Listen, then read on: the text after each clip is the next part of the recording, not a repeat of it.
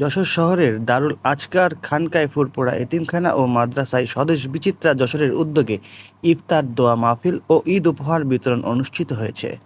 শুক্রবার ১৩ রমজান ১৪ মার্চ ২০২৫ এই মহতী আয়োজন এতিমখানার শিশুদের সঙ্গে ইফতার দোয়া মাহফিলের আয়োজন করা হয়। স্বদেশ বিচিত্রার সম্পাদক ও প্রকাশক অশোক ধরের সার্বিক সহযোগিতায় মাদ্রাসার শিক্ষার্থীদের মাঝে ইফতার পরিবেশন করা হয়।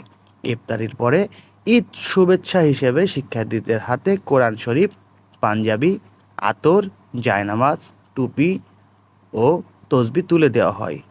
ঈদ উপহার পেয়ে শিক্ষার্থীরা আনন্দে আপ্লুত হয়ে স্বদেশ বিচিত্রার উত্তরোত্তর সাফল্য কামনা করেন। অনুষ্ঠানে উপস্থিত ছিলেন বাংলাদেশ সকালের সম্পাদক ও স্বদেশ বিচিত্রার খুলনা বিভাগীয় স্টাফ রিপোর্টার মীর দিনার হোসেন, স্বদেশ বিচিত্রার যশোর জেলা প্রতিনিধি মোহাম্মদ আসিফ আকবর সেতু,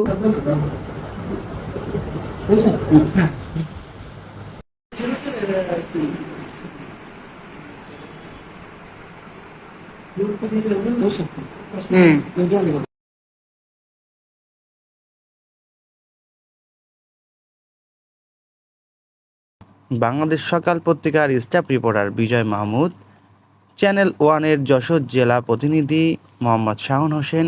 এছাড়া আরও উপস্থিত ছিলেন যশোর জার্নাল পত্রিকার মিরাজ হোসেন তপু, জিয়াদ হোসেন, মামুন সহ আরও অনেকে।